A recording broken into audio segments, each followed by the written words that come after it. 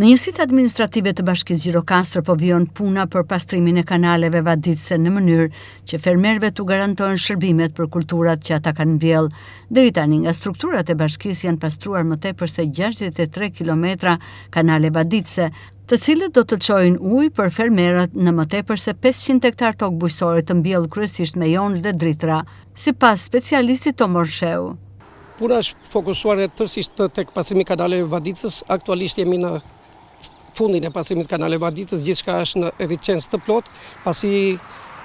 sezoni i vaditjes tashmë është në fillimet e tij, në hapat e tij të para dhe ne jemi përqendruar për një mbarvajtje sa më të mirë të këtij sezoni. Jemi duke punuar në njësinë administrative të Cepos dhe në njësinë administrative të Lunxhurisë me 2 mjetet e rënda, pra me 2 skerpat që kemi ne në dispozicion,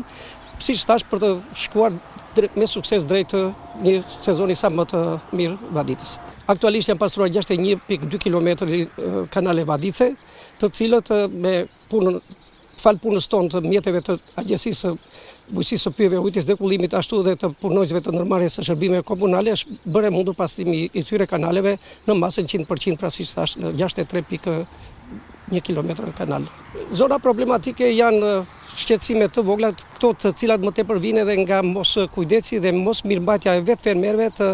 qastrave të vaditjes, por ne gjithmonë kemi qenë në korrent edhe kur ka patur deçarje dhe rrëshqitje të masive ku kanalet vaditëse kalojnë në terene të thepisura. Janë rreth 680 fermerë që merren me kultivimin e kulturave të ndryshme bujqësore, të cilët kërkojnë në konde në momentin e dur ujin, pasi dihet që uji është mjeti më jetik për një mbarvajtje sa më të mirë të prodhimeve bujqësore.